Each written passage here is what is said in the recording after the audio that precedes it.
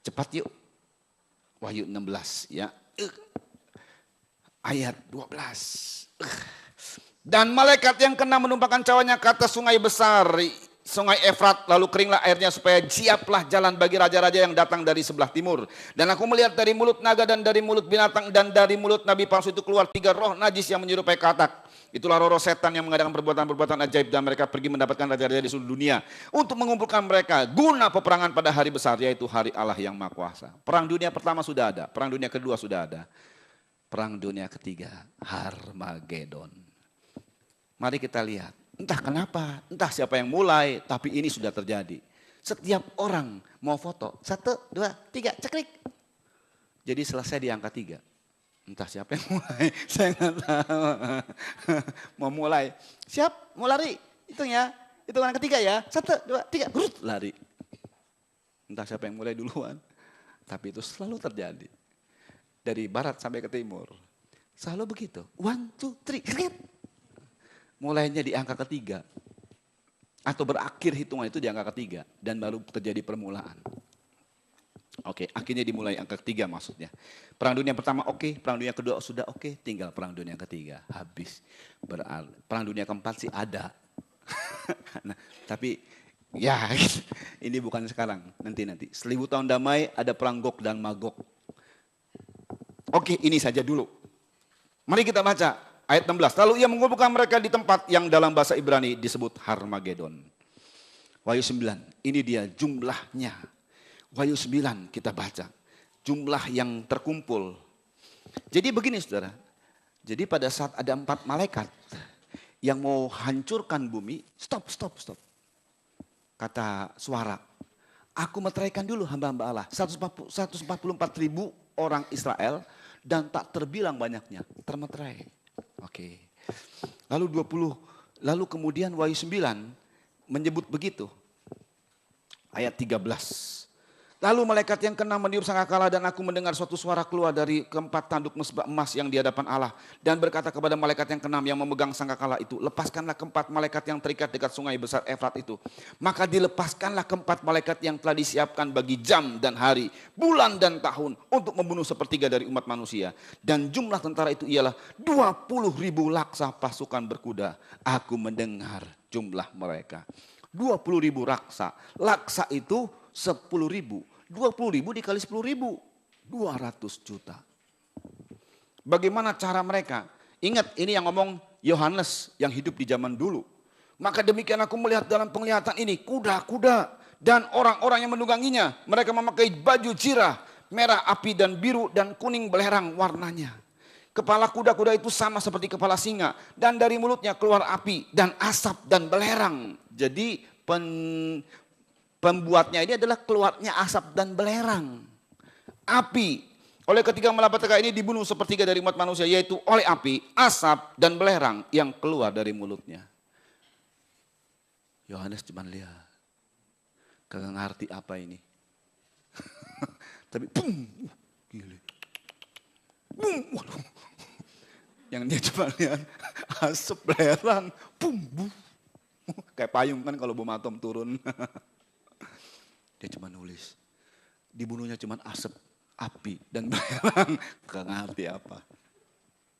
Kalau ketemu sama Yohanes sekarang ini. Pak Yohanes. Itu bom nuklir. Sebab kuasa kuda-kuda itu terdapat di dalam mulutnya dan di dalam ekornya. Sebab ekornya sama seperti ular. Mereka berkepala dan dengan kepala mereka itu mereka mendatangkan kerusakan. Perang nuklir. Jadi cara perangnya kan kalau saudara, ya saya sih prediksikan begini. Amerika, twing.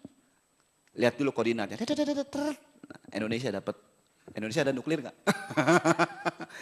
Ke Jepang, cing. Jadi dia ke atas dulu, baru nembak sesuai dengan koordinat dari Kendali. Jepang nangkep radar, ada serangan ke arah dia. Tembak lagi nuklir dari, wah ketemu di atas, boom. Jadi apa saudara? Percikan. Wah, Yohanes bilang, bintang-bintang jatuh. Iya nggak apa-apa. Ya wajar. Tapi yang meleset, Boom! Habis. Asap, api dan belerang. Ya, yang tertinggal. Shh. Ini dia yang mengerikan. Aduh, nggak enak ngomongnya. Kristen pelataran. Loh, ini saya cuma baca di Alkitab. Wahyu 11. Saya baca ayat 1. Kemudian diberikanlah kepadaku sebatang buluh seperti tongkat pengukur rupanya dengan kata-kata yang berikut. Bangunlah. Ini jadi start awal pada saat Tuhan mengukur. Jadi Tuhan ukur dulu. Kristen akan diukur oleh Tuhan. Apa yang diukur? Bukan tinggi badanmu, bukan. Rohanimu yang diukur. Dengan kata-kata berikut, bangunlah dan ukurlah bait suci Allah dan mezbah dan mereka yang beribadah di dalamnya. Tetapi kecualikan pelataran bait suci yang di sebelah luar. Janganlah engkau mengukurnya, karena ia telah diberikan kepada bangsa-bangsa lain. Dan mereka akan menginjak-injak kota suci 42 bulan lamanya.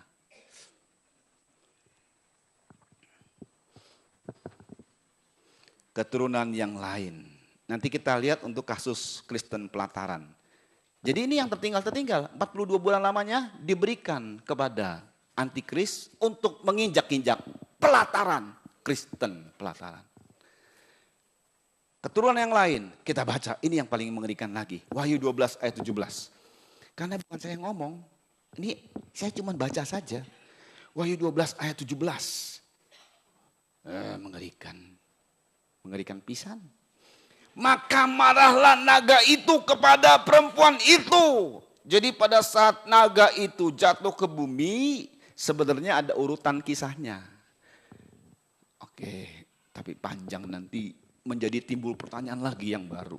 Gini saja, pendeknya naga itu marah, dia udah masuk ke dalam satu manusia. Dia kejar gereja Tuhan, tapi disingkirkan gereja Tuhan. Kalau di dalam kisah simbolnya, ini simboliknya ya.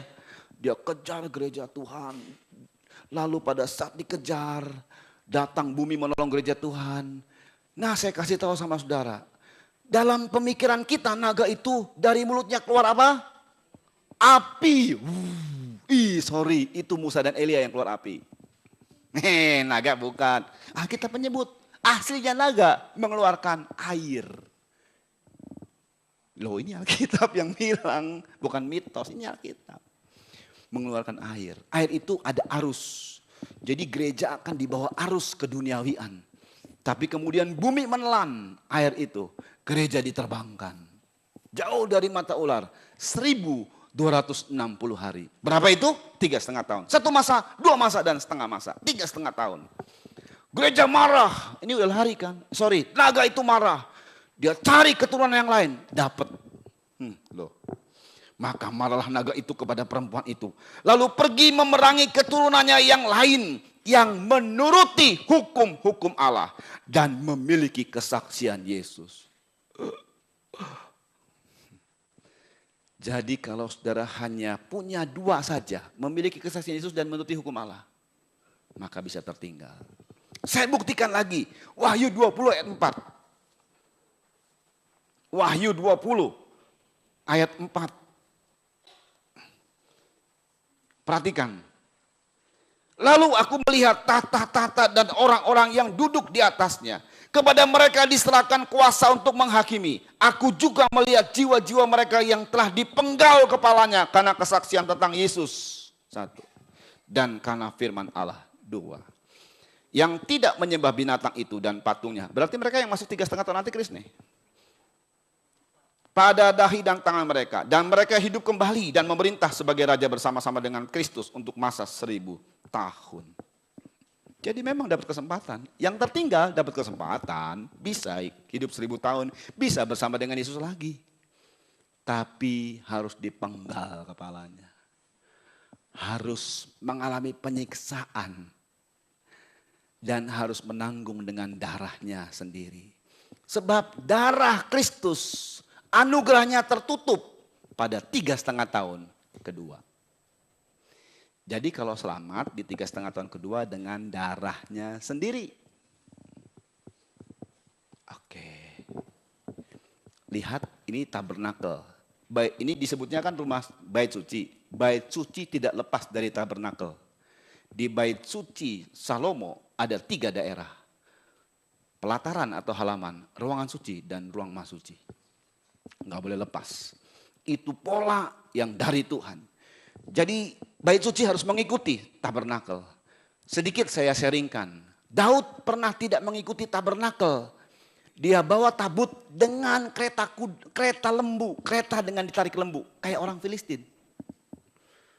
Itu kereta itu, tabut itu kereta itu tergelincir, tabut mau jatuh, tersandung dan tabut mau jatuh. Usa sebagai penunggu tabut yang sudah 20 tahun, dia megang tabut supaya jangan jatuh, malah mati. Kaget, Daud kaget. Aduh gimana ya? Gimana ya? Dengan ketakutan yang luar biasa ditaruh dia buat Edom. Buat Edom bilang, aduh udah mati, gua bagaimana rumah gua nih nanti. Tapi ya udahlah, karena perintah raja, aku taat. Resikonya ya ditanggung deh. Malah diberkati 3 bulan karena dia ikut perintah raja.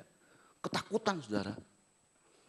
Udah, lalu Daud buka-buka Taurat. Nggak taunya tabut perjanjian tidak boleh pakai apa-apa, mesti dipikul sama orang Lewi. Daud bilang, kenapa sih kamu waktu pas saya ngomong gini nggak mau datang? Ya udahlah, singkat ceritanya dipikul. Saking Daud ketakutannya gara-gara peristiwa itu. Setiap 6 langkah, bayangin cuma 1, 2, 3, 4, 5, 6. Taruh korban. Sembelih. Itu jalannya lama amat ya. 2, 3, 4, 5, 6. Korban. Buset. Tapi begitu. Ya. Akhirnya mesti kembali ke sini. Dan di dalam terang tabernakel, inilah yang namanya halaman. Cuma ada 2 alat. Mesbah, korban bakaran, dan kolam basuhan. Ini adalah tahap rohani Kristen. Jadi kalau saudara mau naik di situ, naik dulu langkah 1. Baru langkah 2, gitu loh. Nah demikianlah keadaannya. Oke, cepat saja. Pintu gerbang, ini adalah percaya dan menerima Yesus Kristus sebagai Tuhan dan Juru Selamat. Ada 4 tiang, lewat 4 Injil. Jadi kalau saudara mau percaya Yesus itu mesti lewat 4 Injil. Matius, Markus, Lukas, Yohanes. Jangan ada Barnabas. Makanya cuma 4 tiang doang dia, nggak ada 5. Kalau 5 kan ada Barnabas. Injil Barnabas kan nggak ada kan? Jadi 4 Injil. Setelah saudara percaya dan menerima Yesus sebagai Tuhan dan Juru Selamat, saudara bertobat. Meninggalkan hidup lamamu dan bertobat. Setelah bertobat ini Mas Korban Bakaran sudah memberi yang terbaik bagi Tuhan. Saudara dibaptis. Kolam basuhan. Setelah kolam basuhan harusnya lebih meningkat. Namanya pintu kemah. Ada 5 tiang. 5 itu angka anugerah. Ini adalah penuh atau baptisan Roh Kudus. Setelah itu meja roti sajian. Bersekutu dengan firman. Jadi firman menjadi makanan pokok. Bukan cuma wangsit. Bukan, tapi makanan pokok. Bukan cuma pesan, makanan pokok. Kalau saudara, seperti saudara kalau nggak makan tubuh jasmanimu lemah. Demikian juga kalau saudara nggak makan firman, lemah. Jadi selalu cari firman. Entah baca Alkitab. Jadi itu kebutuhan pokok sendiri. Bukan kalau sewaktu-waktu, bukan. Jadi kalau saudara hanya sewaktu-waktu, belum sampai ke sini derajatnya. Pelita emas adalah menjadi terang, menjadi kesaksian hidup. Mesbah dupa emas adalah menyembah dalam roh dan kebenaran. Tirai perobekan daging dan tabut perjanjian menjadi mempelai Tuhan sempurna. Mari perhatikan baik-baik. Sudah saudara dipercaya menerima Yesus sebagai Tuhan dan Juru Selamat? Sudah? Sudah. Bertobat? Sudah. Ada yang belum? Baptisan air? Pintu kemah penuh Roh Kudus berbahasa roh atau ya baptisan Roh Kudus? Sudah? Perhatikan, Tuhan bilang, ukurlah yang beribadah di dalamnya. Yang di luar kecuali biarkan. Ini pintu, nggak termasuk ini cuma batasan. Tapi yang dimasuk adalah ini loh, alat. Di halaman ini cuma 2 alat. Hukum Allah, ini korban bakaran dan kesaksian. Kan waktu kita dibaptis, ungkapan baptisan termasuk baptisan roh. Jadilah saksi.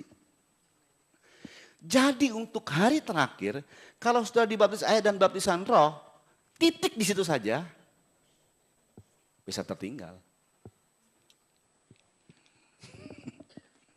Dibaptis itu jadi saksi. Yang tertinggal adalah orang yang memiliki firman atau hukum Allah dan kesaksian Yesus. Dia tidak mengikuti. Jadi ini dua alat nih, dua alat. Dia tidak mencapai, ini zona aman, zona sedikit aman ini di sini nih, pintu kemah. Baptisan Roh Kudus. Saya bicara itu zona sedikit aman, sebab di situ masih ada pernyataan kalau kamu akan menerima Roh Kudus, kalau Roh Kudus turun ke atas kamu dan kamu akan menjadi saksi bagiku. Jadi sekedar untuk menjadi saksi belum zona aman. Zona amannya kalau bersekutu dengan firman, menjadi terang, kesaksian hidupnya. Bukan mulutnya yang bersaksi, tapi hidupnya. Amin. Hidupmu yang bersaksi, sehingga menjadi surat terbuka. Orang melihat saudara, nggak perlu disaksikan. Orang bisa percaya Yesus oleh karena perbuatanmu. Oleh karena kebenaranmu. Karena saksi hidup. Ukur yang di dalamnya, tapi di sini dikecualikan. Sedikit saya beritahu, zona rada aman baptisan Roh Kudus. Lebih aman lagi kemari, kalau kita sudah terlibat di dalamnya. Ini terlibat, jadi kalau di sini kan masih tengah-tengah. Nanti masuk keluar bisa, masuk bisa. Tengah-tengah, ya kadang-kadang. Ayo terlibat. Makanya ungkapannya begini. Wahyu 11, lagi ulangi. Wahyu 11, cepat ya.